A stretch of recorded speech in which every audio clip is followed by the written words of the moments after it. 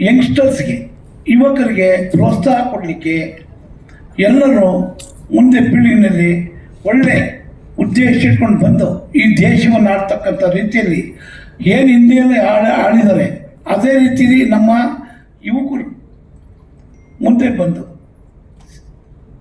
ಆಳಬೇಕು ಅನ್ನೋ ಉದ್ದೇಶಕ್ಕೆ ಇದರಲ್ಲಿ ಒಂದು ಮೆಸೇಜು ಮತ್ತು ಇನ್ನು ಬೇರೆ ಇದೆ.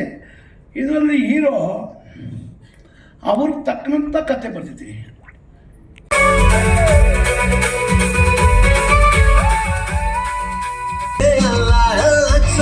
ನೀವು ನಿಲ್ಲಬೇಕು